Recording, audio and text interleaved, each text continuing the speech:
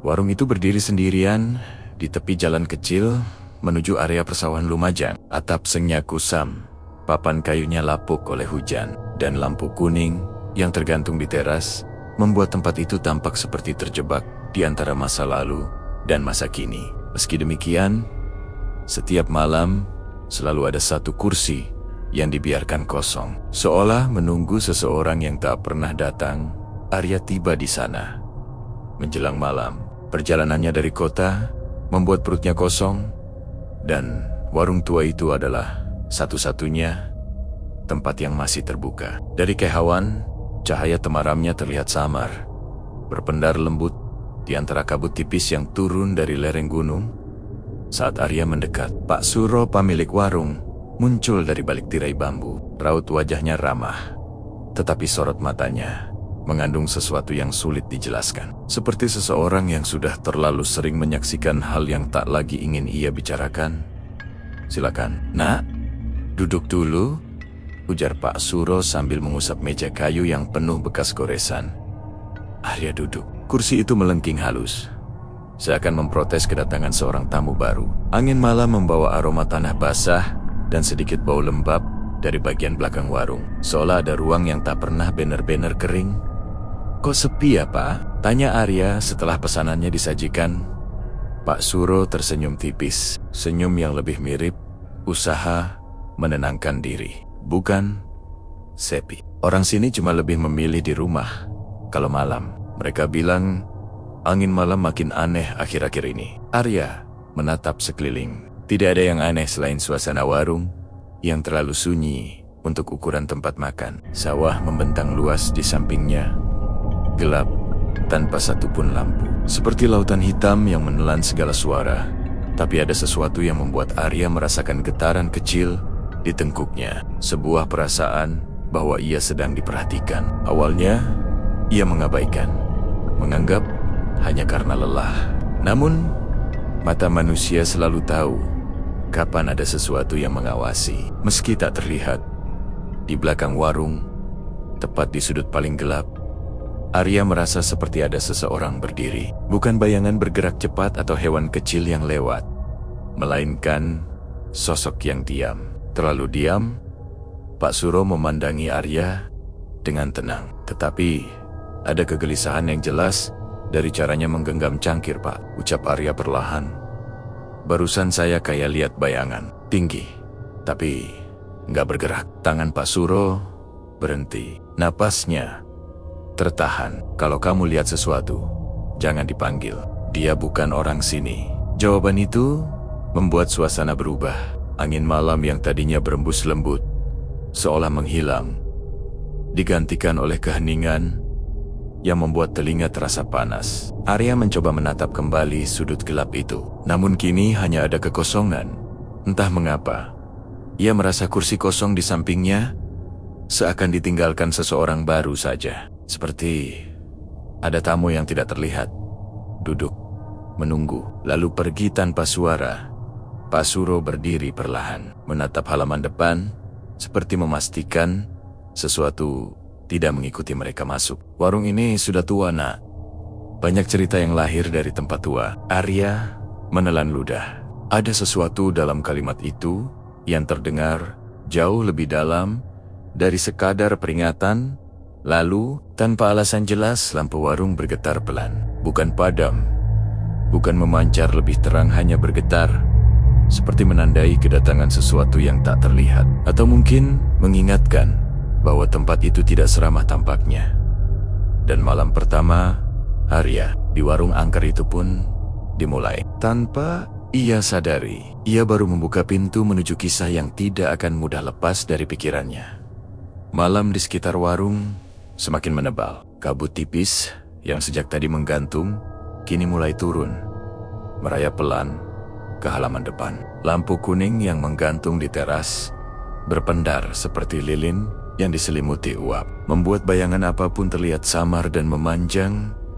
Arya mencoba fokus pada teh hangat di hadapannya, tetapi pikirannya terus kembali kepada bayangan di belakang warung. Ia mencoba meyakinkan diri bahwa itu hanya ilusi. Namun tubuh manusia lebih jujur daripada pikiran. Setiap helai bulu kuduknya masih berdiri, seakan mengingatkan bahwa apapun yang tadi ia lihat tidak sepenuhnya wajar. Pak Suro keluar lagi dari balik tirai bambu, membawa sepiring singkong goreng. "Makan dulu, nak, biar nggak kepikiran macam-macam," katanya dengan suara yang berusaha terdengar biasa. Arya mengangguk, mencoba tersenyum. "Iya, Pak. Cuma tadi itu apa?" "Ya?" Pak Suro berhenti sejenak. Tatapannya tidak langsung menjawab, seolah sedang memilih kata yang paling aman untuk diucapkan. "Warung ini sering kedatangan tamu yang tidak semua orang bisa lihat." Jawaban itu tidak membuat keadaan lebih ringan, justru membuat udara sekitar terasa sedikit lebih padat. Dari arah belakang warung terdengar seperti kain yang bergerak pelan. Arya tidak menoleh, bukan karena tidak berani, tetapi karena tubuhnya membeku tanpa bisa dikendalikan. Matanya hanya menatap meja, namun pikirannya seolah sudah tahu apa yang sedang berdiri di belakangnya. "Sini, nak, geser dikit," ujar Pak Suro tiba-tiba sambil menarik kursi lain. "Lebih enak duduk menghadap jalan. Angin belakang suka bikin tidak nyaman." Arya menurut. Ia memutar posisi duduknya sehingga punggungnya kini tidak lagi mengarah ke bagian gelap warung. Namun hal itu justru membuatnya melihat sesuatu dari ujung mata bayangan tinggi di sisi warung. Berdiri lurus, kaku, nyaris tidak menyentuh tanah. Bayangan itu bukan bayangan manusia biasa. Arya menghedip, berharap sosok itu menghilang. Tetapi ketika matanya terbuka kembali, sosok itu masih di sana, hanya lebih jelas, seperti sedang mendekat satu langkah dari posisi sebelumnya. "Pak," suara Arya tercekat. "Itu ada yang berdiri." Pak Suro tidak langsung menoleh. Ia menaruh gelasnya perlahan, seakan tidak ingin menarik perhatian apapun yang ada di luar. "Nah," ujarnya pelan, "kalau kamu lihat sesuatu bergerak tanpa suara, jangan ajak bicara." Dia tidak suka disapa. Hati Arya menselus. Ia berusaha mengalihkan pandangan, tetapi matanya terpikat oleh kehadiran sosok itu. Meski wajahnya tertutup kain lusuh, bentuknya terlihat seperti seseorang yang masih mencoba kembali menjadi manusia, namun tidak berhasil sepenuhnya. Angin berhenti berembus. Daun-daun di sekitar warung tidak lagi bergerak. Dunia seperti menahan napas. Kemudian, tiba-tiba, sosok itu bergeser sekali lagi, tanpa langkah, tanpa gerakan tubuh. Sekejap, dari bayangan samping, menjadi tepat di dekat tiang warung. Arya mundur sedikit tanpa sadar. "Pat, kenapa dia tadi jauh? Sekarang dekat," bisiknya. Pak Suro memejamkan mata sejenak. "Karena dia melihat kamu. Biasanya, dia hanya muncul pada yang dibutuhkan." Arya tidak mengerti. Ia ingin bertanya lebih banyak, tetapi kata-kata tidak mau keluar. Bukan hanya rasa takut, ada perasaan bahwa sosok itu mengenal dirinya. Atau mungkin mengira dirinya adalah seseorang dalam masa lalunya. Warung tua itu mendadak terasa lebih kecil daripada sebelumnya. Seakan menjadi ruang yang hanya menyisakan dua manusia dan satu sosok lain yang tidak seharusnya berada di dunia ini. Sosok putih itu tak bergerak lagi. Namun keberadaannya cukup untuk membuat malam terasa panjang dan menandai bahwa teror sebenarnya baru saja mulai menunjukkan diri. Malam semakin larut dan suasana di sekitar warung terasa seperti ruang yang ditinggalkan oleh waktu. Sawah di sisi jalan berubah menjadi hamparan gelap tanpa batas. Hanya sesekali tersentuh cahaya redup dari lampu warung yang mulai melemah. Kabut menebal menyelimuti tanah dan membuat segala sesuatu tampak seperti bayangan yang baru setengah tercetak. Arya duduk dengan tubuh tegang. Ia berusaha menenangkan napas, namun matanya terus saja melirik ke arah sisi warung tempat sosok putih tadi sempat berdiri. Bayangan itu kini sudah tidak terlihat, tetapi justru ketidakhadirannya membuat ketakutan terasa lebih pekat. Ada sesuatu yang hilang dari pandangan, tapi tidak hilang dari sekitar. Pak Suro merapikan peralatan di meja sambil sesekali menatap ke arah belakang warung. Sorot matanya menunjukkan kewaspadaan yang tidak bisa disembunyikan. Seakan ia sudah memahami pola kehadiran sosok itu lebih dari siapapun. Jangan terlalu dipikirkan. Nak, ucap Pak Suro perlahan. Kadang yang tidak terlihat justru lebih tenang. Ucapan itu tidak membuat Arya merasa lebih aman. Justru terasa seperti peringatan halus bahwa sesuatu yang lebih besar sedang mendekat.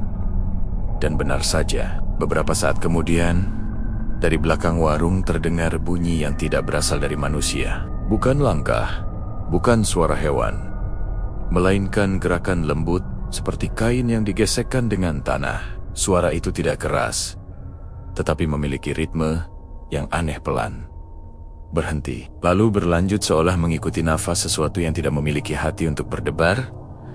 Arya menatap Pak Suro, mencari penjelasan. Namun wajah pemilik warung itu hanya menegang sejenak sebelum menghela napas perlahan, seperti seseorang yang terpaksa hidup berdampingan dengan ketakutan sejak lama. Nak, katanya pelan, jangan menoleh. Kalau suara itu datangnya dari belakang, biarkan lewat. Arya mengangsurkan tangannya ke cangkir teh.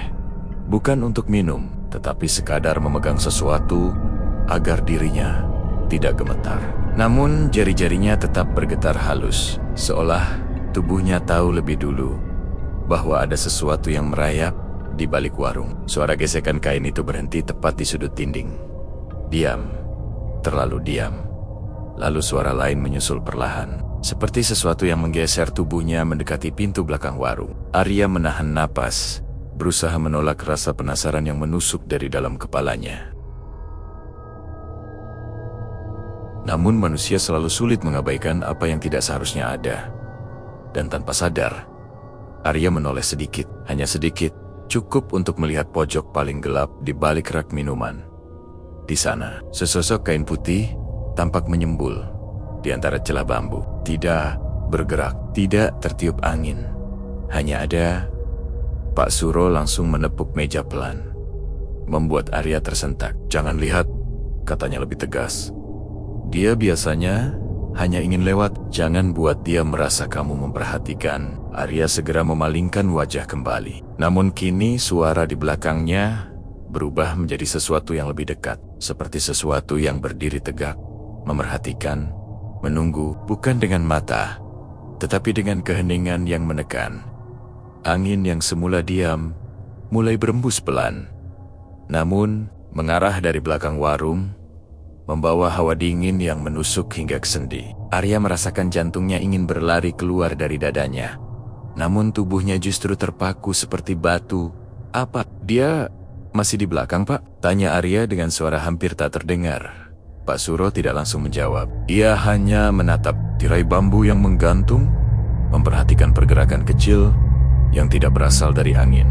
Setelah beberapa detik yang terasa sangat panjang, akhirnya ia menjawab. Dia sudah dekat dari tadi. Nah, tapi selama kita diam, dia tidak akan muncul sepenuhnya. Arya menelan ludah kering. Kata sepenuhnya terasa seperti sesuatu yang tidak ingin ia ketahui bentuknya. Suara di belakang warung kembali perlahan, kini bergeser. Langkah yang tidak bener-bener menapak, dan hembusan dingin yang seakan mencoba mengenali siapa saja yang duduk di warung itu. Malam masih panjang, dan sosok itu belum berniat pergi. Teror itu kini bukan lagi sekadar bayangan, melainkan keberadaan nyata yang menunggu momen berikutnya untuk menunjukkan wujudnya. Malam yang pekat kini sepenuhnya menutup jalan dan sawah di sekitar warung. Lampu kuning satu-satunya tetap menggantung, namun sinarnya semakin redup, seperti sedang dipaksa bertahan. Arya duduk membatu, sementara suara-suara dari belakang warung perlahan menghilang, menyisakan keheningan yang justru lebih menakutkan. Keheningan itu bukan jenis yang menenangkan, tetapi seperti jeda sebelum sesuatu muncul, seperti napas yang ditahan terlalu lama. Pak Suro berdiri di dekat pintu warung, tubuhnya condong sedikit ke depan. Tatapan tuanya fokus pada jalan gelap di luar, seakan sudah mengetahui apa yang akan muncul dari sana. Raut wajahnya bukan sekadar gelisah, melainkan pasrah pada sesuatu yang sudah ia hadapi bertahun-tahun. Arya, ujar Pak Suro pelan. Jangan berdiri. tetap di situ." Arahan sederhana itu terdengar seperti perintah keselamatan. Arya mengangguk, meski tubuhnya terasa kaku. Dari luar, kabut tiba-tiba terbelah oleh sesuatu yang bergerak perlahan. Awalnya samar, seperti bentuk bayangan panjang, lalu berangsur-angsur menjadi sosok putih yang mulai terlihat jelas.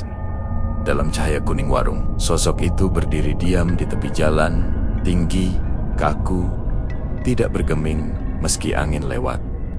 Kain lusuh yang menutupi tubuhnya seolah menolak mengikuti arah angin, membuatnya tampak seperti patung yang ditempatkan di tengah malam. Arya menahan napas, hatinya ingin yakin bahwa yang ia lihat hanyalah ilusi cahaya. Namun, pandangan manusia tidak pernah salah terhadap sesuatu yang tidak seharusnya muncul. Sosok itu kemudian bergerak sedikit, bukan berjalan, bukan melangkah, hanya bergeser, seolah tubuhnya meluncur tanpa gerakan kaki. Dan kini ia berdiri tepat di depan warung, tepat di bawah cahaya lampu. Kain yang menutupi wajahnya menggantung tak sempurna, menyisakan lekuk samar, seolah ada wajah di baliknya. Bukan wajah utuh, namun bentuk yang cukup untuk menunjukkan bahwa sosok itu mengamati atau menunggu. Arya tidak mampu memalingkan pandangan. Udara di sekitarnya terasa lebih dingin, menusuk perlahan, seolah sosok itu membawa malam yang lebih gelap bersamanya. "Pak!" Suara Arya pecah, nyaris tak terdengar. "Kenapa?" "Dia di sini." Pak Suro menarik napas panjang. Tangan tuanya bergetar di sisi tubuh, karena dia sudah menemukan yang dia cari. Arya menoleh sekilas, bingung. Maksudnya? Namun sebelum Pak Suro menjawab, sosok itu bergeser lagi, lebih dekat. Bayangannya kini menutupi setengah lantai teras warung. Kainnya bergerak perlahan tanpa disentuh apapun, seperti sesuatu di dalamnya sedang mencoba memahami dunia luar. Pak Suro akhirnya berkata dengan suara yang lemah, namun tegas, "Dulu, ada seseorang yang sering menunggu di warung ini. Menunggu tanpa pernah dijemput, tanpa pernah diberi kabar. Sampai akhirnya dia tidak pulang dalam bentuk yang sama." Arya merasakan getaran halus di dadanya. "Pak, apa maksudnya dia?" Sebelum kalimat itu selesai, sosok putih itu mencondongkan tubuh sedikit. Gerakannya pelan, tetapi cukup untuk menunjukkan bahwa ia menyadari keberadaan Arya, bahwa ia tertarik pada siapa yang sedang duduk di sana. Pak Suro segera berdiri di depan pintu, seolah menjadi penghalang antara Arya dan sosok itu. "Jangan bangun, jangan panggil, jangan tatap terlalu lama." Tapi sudah terlambat. Arya sudah menatap lebih lama dari yang seharusnya. Sosok itu tampak membeku, namun ada perubahan halus, seperti kain wajahnya sedikit terangkat oleh sesuatu yang menyerupai hembusan napas. Bukan napas manusia, namun tanda bahwa ia sedang mencoba mengenali seseorang. Arya merasa seolah dunia di sekitarnya terhenti. Warung, sawah, udara malam, semuanya seperti tertarik pada satu pusat. "Sosok itu, apa dia mengira saya orang lain, Pak?" tanya Arya lirih. Pak Suro menjawab dengan suara yang tergagap. "Dia mungkin mengira kamu adalah seseorang yang dulu pernah ia tunggu." Sosok itu tetap diam, namun tekanan kehadirannya semakin kuat, seolah malam itu memang hanya tentang ia dan Arya. Lampu warung bergetar, seperti hendak padam, dan di bawah cahaya terakhir yang bertahan, sosok itu berdiri tegak, menatap tanpa mata, seakan meminta jawaban yang sudah terlalu lama tertunda. Warung itu kembali sunyi. Setelah sosok putih di depan teras berhenti bergerak, namun diamnya bukan pertanda ia pergi, justru seperti ia sedang menunggu sesuatu yang lebih pasti. Lampu yang menggantung di langit-langit berpendar lemah, menciptakan bayangan panjang di lantai kayu yang tampak bergetar halus. Arya duduk tanpa berani mengambil napas dalam. Tubuhnya tegang sejak sosok itu berhenti tepat di ambang cahaya. Ia mencoba menajamkan pendengaran, berharap menemukan tanda bahwa makhluk itu menjauh, tapi yang dirasakan hanyalah kehadiran yang berat, seperti tatapan yang tidak terlihat namun nyata. Pak Suro berdiri sedikit depan Arya, Tubuhnya menjadi penghalang tipis di antara pemuda itu dan sosok di luar. Namun raut wajahnya tidak lagi sekadar cemas. Ada sesuatu yang menahan di balik sorot matanya. Seperti seseorang yang sudah lama menyimpan beban dan kini tidak punya pilihan selain membuka semua yang selama ini ia tutupi. "Pak," kata Arya perlahan, "kenapa dia seperti mengenal saya?" Pak Suro menutup pintu warung setengah, tidak berani menutup semuanya. Ia menarik kursi dan duduk perlahan, seolah sedang mengumpulkan keberanian untuk mengulang cerita yang tidak pernah ia ingin ceritakan. "Ada alasan warung ini disebut angker," kata Pak Suro dengan suara rendah. "Bukan karena penampakan sesekali, tapi karena ada satu kisah yang tidak pernah selesai." Arya hanya menunduk, menunggu. "Dulu," lanjut Pak Suro, "ada seorang pemuda yang sering datang ke warung ini, namanya Arman. Ia datang hampir setiap malam untuk menunggu seseorang yang ia sayangi. Seorang gadis yang berjanji akan menemui dia di sini sebelum mereka pergi merantau bersama." Pak Suro berhenti sebentar. Matanya melirik keluar. Sosok putih itu masih berdiri, tidak bergerak, namun kehadirannya memantulkan rasa pedih yang sulit diabaikan.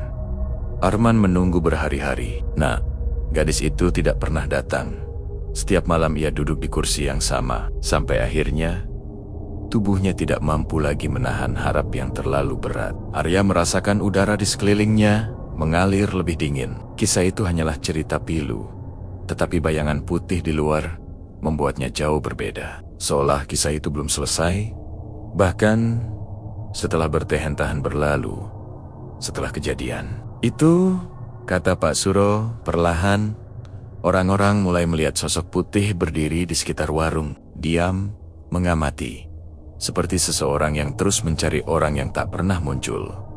Arya menelan ludah, dan Bapak pikir, dia mengira saya itu orang yang dia tunggu. Pak Suro mengangguk pelan. Sosok itu kadang muncul pada orang yang wajahnya mengingatkan dia pada masa lalu. Dia tidak jahat, nak. Dia hanya tidak pernah berhenti menunggu. Arya memalingkan wajahnya sedikit ke arah pintu. Meski hanya melihat bayangannya, ia merasakan tatapan sosok itu pada dirinya, tatapan tanpa mata, tetapi penuh harap kosong. Seolah dunia di sekitarnya tidak bergerak kecuali untuk satu tujuan. Menemukan seseorang yang dulu pernah menjadi alasan hidupnya, Pak. Lirih Arya, apa yang harus saya lakukan kalau dia terus mengira saya orang itu? Pak Suro menunduk. Suaranya hampir tak terdengar. Kamu tidak perlu melakukan apapun, tapi jangan pernah menjawab panggilannya. Kalau dia merasa kamu membalas, dia bisa mengikuti. Kata mengikuti menggantung di udara, membuat Arya merinding. Bukan karena ancaman, tetapi karena kesedihan yang tersirat di dalamnya seperti jiwa yang sudah terlalu lama sendiri. Di luar, kabut bergerak perlahan mengitari sosok putih itu, membuatnya tampak seperti bayangan yang tenggelam di antara waktu dan penyesalan. Sosok itu mencondongkan tubuh sedikit, seolah mendekat pada cahaya. Kita tunggu saja sampai dia pergi, ujar Pak Suro. Biasanya kalau dia sadar bahwa yang ia cari tidak datang, dia akan kembali ke tempatnya. Arya hanya bisa mengangguk. Namun jauh di dalam dirinya, ia merasa bahwa malam ini bukan sekadar kebetulan. Sosok itu tidak datang karena kehadiran siapa saja, ia datang karena sesuatu dalam diri Arya menariknya. Sebuah kesamaan, atau mungkin pantulan masa lalu yang tidak pernah ia lepaskan. Dan untuk pertama kalinya, Arya merasakan bahwa rahasia warung itu bukan hanya kisah lama, tetapi sesuatu yang masih hidup, masih menunggu. Dan mungkin belum selesai memilih siapa yang ingin ia hampiri selanjutnya. Kabut malam mulai menipis seiring waktu bergerak menuju dini hari. Suasana warung yang semula terasa sesak oleh kehadiran sosok putih itu perlahan berubah, entah lebih ringan, entah hanya menjadi lebih hening. Lampu kuning yang tadi hampir padam kini stabil kembali, meski tetap menyisakan kilau pucat yang terpantul di meja kayu. Arya masih duduk di tempatnya, tubuhnya kaku seperti belum diizinkan banner-banner bernafas lega. Pak Suro berdiri memandangi sosok di luar. Namun, sorot matanya kini berbeda. Ada rasa iba, bukan lagi ketakutan. Dia mulai sadar, bisik Pak Suro. Sosok putih itu tidak lagi condong ke arah warung. Ia tampak sedikit menjauh. Seperti seseorang yang baru mengingat bahwa tempat itu hanyalah persinggahan. Kain yang menyelimutinya tampak bergerak lembut. Bukan oleh angin, tetapi oleh sesuatu yang lebih halus. Keputusan untuk mundur. Arya menatapnya dari balik pintu setengah terbuka. Meski ketakutan masih membekukan sebagian tubuhnya, kini ia melihat sosok itu dengan cara berbeda. Bukan sekadar kehadiran yang menakutkan, melainkan kesedihan yang berdiri terlalu lama di tempat yang sama, Pak. Lirih Arya. Apa dia pergi begitu saja? Pak Suro menggeleng pelan. Tidak pernah begitu saja, Nak.